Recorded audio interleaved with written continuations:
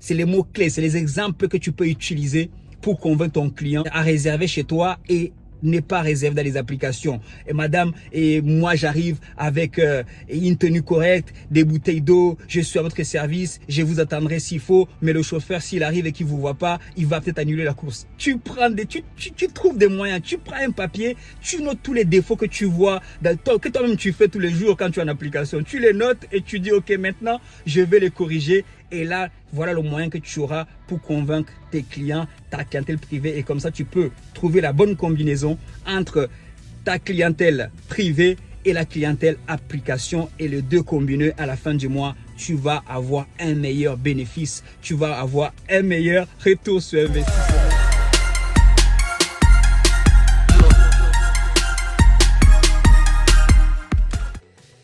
Salut à toi. J'espère que tu vas bien. Aujourd'hui, dans ma nouvelle vidéo, dont je pense que tu dois absolument regarder, si notamment tu réfléchis à te lancer dans le VTC, si tu as ta carte ou si c'est un projet qui est encore en cours, en formation, ou même si tu es déjà en activité des VTC et que tu trouves ça difficile, que tu penses même à abandonner, écoute s'il te plaît d'abord cette vidéo et à la fin, dis-moi ce que tu en penses. Et surtout, n'oublie pas de liker et de t'abonner pour me donner de la force parce que je suis convaincu de la valeur qu'il y a dans cette vidéo. Donc, bon visionnage à toi. Une conversation m'a interpellé lors de mon dernier passage dans un des groupes VTC, le plus grand groupe, je pense, sur Facebook. C'est un post sur une demande de conseils sur quel véhicule choisir. Et maintenant, quand les gens se mettent à commenter, et là, il y en a un qui dit, parmi tant d'autres, il dit non, ça sert à rien de chercher de véhicule, le métier est mort. Donc, laisse tomber. Et la personne qui a mis le post pour demander les conseils lui répond, je ne fais pas ces métiers depuis hier, ça fait un moment que j'ai commencé. Et la même personne répond derrière, on est d'accord alors que le métier commence à mourir. Non, il est passé de le métier est mort, comme il n'est pas tombé sur un nouveau. Maintenant, il lui dit non, le métier commence à mourir. Mais c'est intéressant, on continue la conversation. C'est pas le gars répond aussi. On va appeler Paul et Pierre. Pierre a dit non, le métier est mort. Paul lui dit non, ça fait pas. Je suis pas un novice, laisse-moi ces affaires-là. Anyway, maintenant, Paul répond encore. C'est pas le métier VTC qui meurt, c'est les chauffeurs qui font uniquement des applications qui meurent. Du coup, Pierre dit, moi, je ne fais que des applications car il n'y a plus de clients privés. Pierre continue en disant, les clients ne sont plus dupes maintenant. Ils voient les prix des applications et ne se laissent plus faire maintenant avec les prix du privé. Et maintenant, et Paul lui répond encore, si tu es incapable de vendre le service prestation privée, chauffeur, entre parenthèses, chauffeur privé, alors le métier n'est pas fait pour toi. Désolé.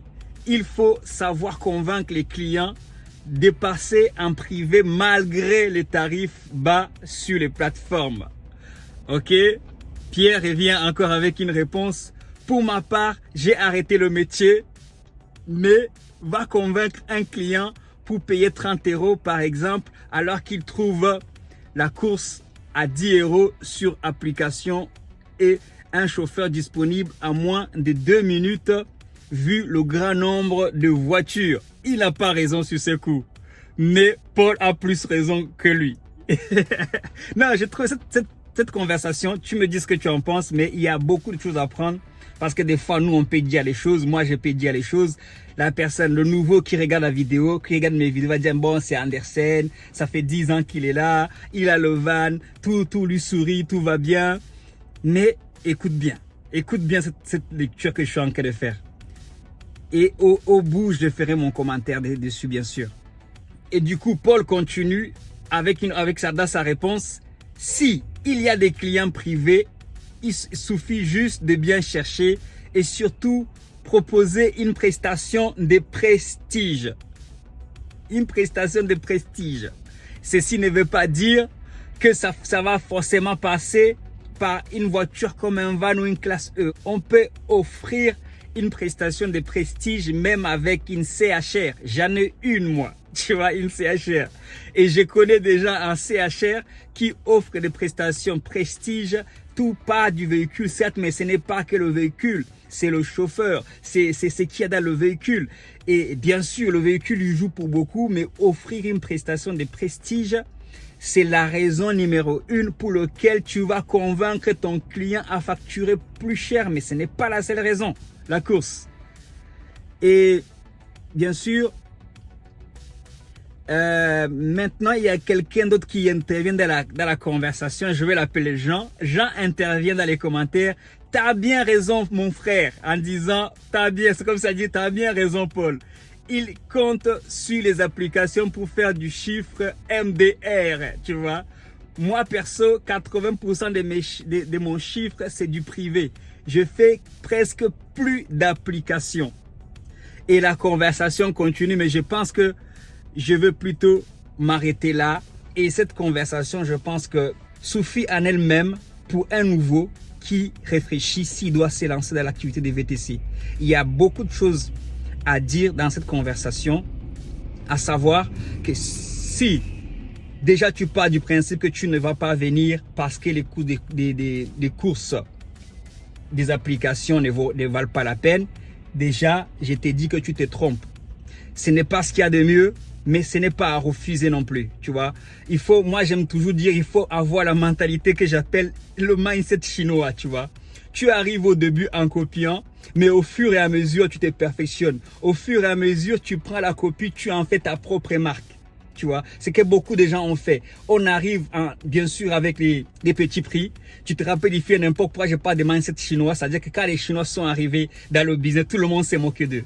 Tout le monde dit, mais comment ça, c'est de la mauvaise qualité, c'est moins cher, c'est tout. Tout le monde, on les traitait de tous les noms. Je me rappelle même à l'époque, quand j'étais dans ma cité, quand j'étais jeune, on me disait, ouais, mais il faut pas acheter tel basket, il faut pas acheter tel ça, c'est de la marque chinoise, c'est des Chinois, c'est des enfants chinois qui fabriquent ça, ils font travailler des... Tout le monde les critiquait, tout le monde les manquait de respect. Mais au fur et à mesure, sur le terrain, ils ont commencé à créer des vraies choses. Ils ont copié, ils ont même tellement copié qu'ils ont dépassé les gens qui faisaient eux-mêmes, notamment les Américains, ceux qui faisaient les choses originaux. C'est vrai que c'est un exemple totalement un peu différent de ce qu'on fait, mais j'ai envie de prendre ça comme exemple pour dire que comment ce petit arrive avec ta voiture, arrive quel que soit le modèle, toi, mais dis-toi juste que tu vas au début, tu vas faire beaucoup d'applications, mais ton objectif, si ces métiers te plaît, ton objectif sera tout simplement de chercher la clientèle privée. Si les courses, des applications ne te conviennent pas, rien ne t'empêche de chercher ta clientèle privée. Mais il n'y a pas un meilleur plan de trouver ta clientèle privée en sachant que non, tu n'attends pas que le temps que tu la trouves, tu vas manger quoi? Le temps que tu la trouves, tu vas payer l'essence avec quoi? Tu vas payer ta voiture avec quoi? Bien sûr, avec des applications. Et même, tu peux même tomber dans ces conforts des applications malgré les 20-25% où tu as même la flemme d'aller chercher des clients comme il se doit. Mais ne tombe pas là-dedans. C'est pas un conseil que je donne, même si moi-même je ne l'ai pas respecté. Mais ce que j'ai envie de dire en fait, dans cet échange, il y a plusieurs leçons à tirer. Déjà, il faut savoir que tu vas devoir trouver la combinaison parfaite entre clientèle privée et clientèle application.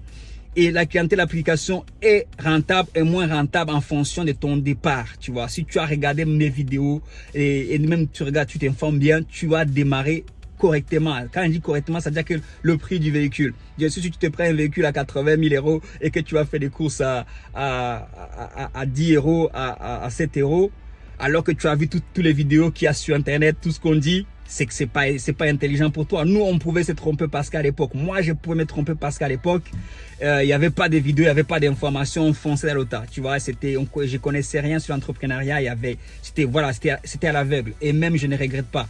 Et même, je ne me suis pas trompé parce que 7 ans après, je suis toujours là et le même véhicule. Anyway, sans même parler de moi, je vais parler des choses qui peuvent t'aider concrètement à démarrer et à te dire aussi, à te mettre la puce à l'oreille pour dire que attention à qui tu écoutes. Il y a des gens qui sont à fond dans leur mouvement pro numerus clausus. D'ailleurs, je vais appeler ça numerus clausus, pro numerus clausus, pro anti numerus clausus. Moi, ah oui, de toute façon, si vous avez droit de défendre vos idées, Vous êtes libre dans ces pays de défendre vos idées, pro-numerus clausus. Donnez-moi aussi la liberté de défendre les miennes, anti-numerus clausus. D'ailleurs, je pense que je vais faire prochainement un live ou une vidéo, on va voir. Dites-moi si ça vous intéresse. Pro-numerus clausus vs anti-numerus clausus. Je vais voir si je suis vraiment seul au monde. Comme ça, au moins, venez me convaincre les bienfaits du numerus clausus avec les épreuves à l'appui. Ne venez pas juste avec vos suppositions, parce que j'ai envie de dire, parce qu'une fois que cette page, que ça passe ou que ça ne passe pas, personnellement, ça ne va pas bouleverser ma vie, qu'on vote la loi, qu'on en a une, mais bon. Mais j'ai envie de dire que il y aura toujours quelque chose, on va toujours trouver des raisons pour vous appeler à aller gréver. Et ceux qui vous appellent à aller gréver, et oui, vous savez qui c'est, ils parlent tellement bien, ils arrivent bien à très bien convaincre, ils parlent pas, ils se débrouillent pas comme ça comme Andersen, ils passent la journée à faire ça, ils passent la journée à réfléchir, mais est-ce qu'ils ont des entreprises VTC? Est-ce que, ouais, je ne dis pas qu'ils sont inutiles, mais ne les suivez pas à l'aveugle, il y a des choses pour lesquelles ils demandent, et j'ai envie de dire, d'autres lobbies, d'autres communautés, d'autres entrepreneurs n'ont pas besoin d'appeler les patrons à aller gréver dehors, les chefs d'entreprise à aller gréver dehors pour obtenir des changements. Pourquoi on vous appelle à aller gréver dehors pour obtenir des changements? Qu'ils parviennent à convaincre sans vous appeler à aller gréver dehors. Parce que vous êtes des entrepreneurs, vous êtes sur le terrain ou dans votre entreprise pour bien gérer votre société, pour faire les choses correctement. Et c'est ça qui va le plus vous aider à gagner plus d'argent, pour prendre des bonnes décisions côté business, côté fiscal, côté choix de la société, côté choix du véhicule. C'est ça qui va vous aider concrètement à gagner de l'argent et non ces mecs qui touchent leur salaire avec leurs adhérents dans leur syndicat VTC. Je n'en suis pas contre. Chacun fait comme il a envie de faire. Mais avant de répondre à toutes les manifs, à tout va, réfléchissez un petit peu, prenez le temps en quoi ça vous est forcément bénéfique. Ah, ça t'est fait quoi d'ailleurs que quelqu'un d'autre vienne exercer le même métier que toi? C'est bon la compétition, c'est bon qu'il y ait du monde. Je pense que moi, c'est mon discours. Je pense que c'est bon qu'il y ait du monde. C'est bon que les gens viennent et trouvent un moyen de compétir avec d'autres idées, non pas des idées à tout va, oui, on va dans la rue, on va manifester.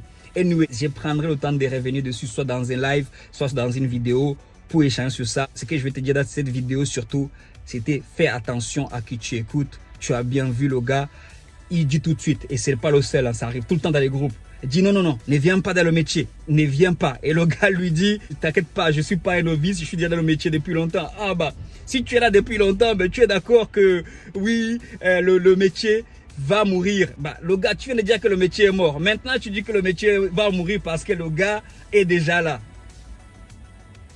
Tu vois ce que je veux dire ou pas?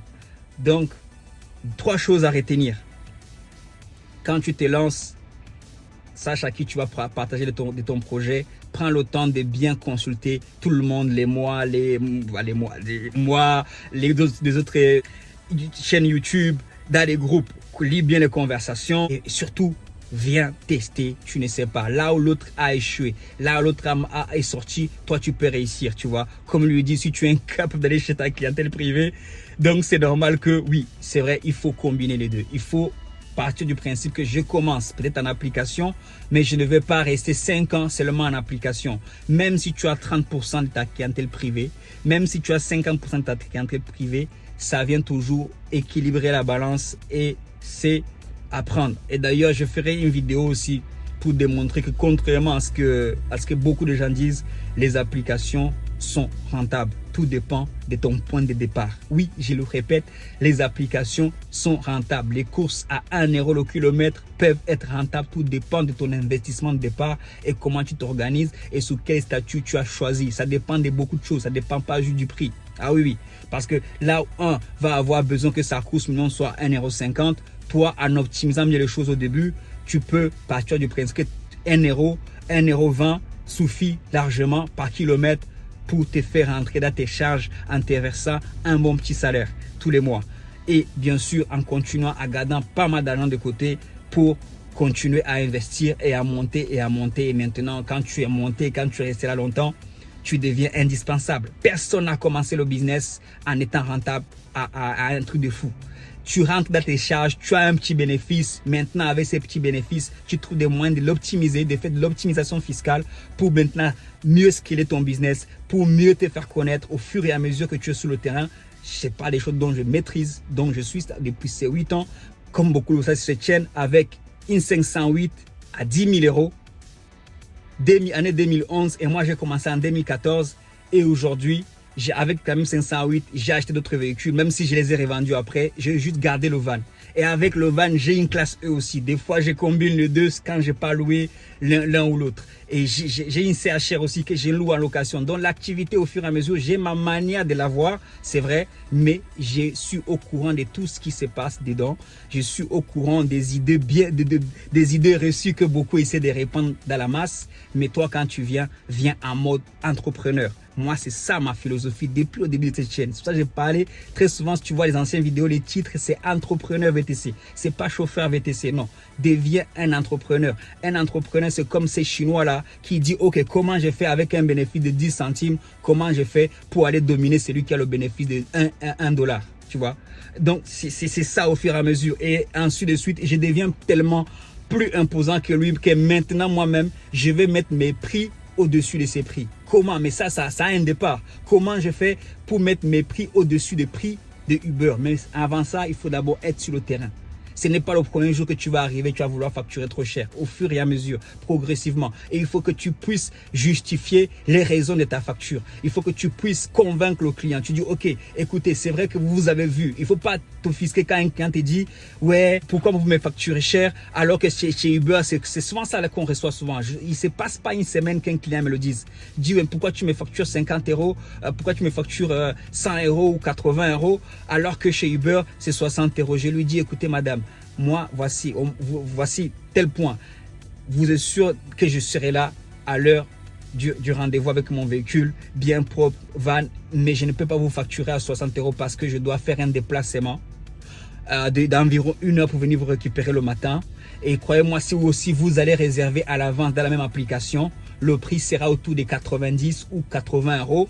Ça, c'est des clés, c'est les mots clés, c'est les exemples que tu peux utiliser pour convaincre ton client à réserver chez toi et n'est pas réservé dans les applications. Et madame, et moi j'arrive avec une tenue correcte, des bouteilles d'eau, je suis à votre service, je vous attendrai s'il faut, mais le chauffeur, s'il arrive et qu'il ne vous voit pas, il va peut-être annuler la course. Tu trouves des moyens, tu prends un papier, tu notes tous les défauts que tu vois, que toi-même tu fais tous les jours quand tu es en application. Tu les notes et tu dis, OK, maintenant, je vais les corriger. Et là, voilà le moyen que tu auras pour convaincre tes clients, ta clientèle privée. Et comme ça, tu peux trouver la bonne combinaison entre ta clientèle privée et la clientèle application. Et les deux combinés, à la fin du mois, tu vas avoir un meilleur bénéfice. Tu vas avoir un meilleur retour sur investissement. Et avec ça, tu pourras encore investir plus, notamment dans un site internet. Notamment, tu peux prendre quelqu'un qui cherche des clients pour toi. Mais au départ, tu vas devoir trouver un moyen de bien concilier les deux et d'en tirer le meilleur bénéfice. Sur ce, ciao, ciao, bye, bye, peace, yo, God bless you.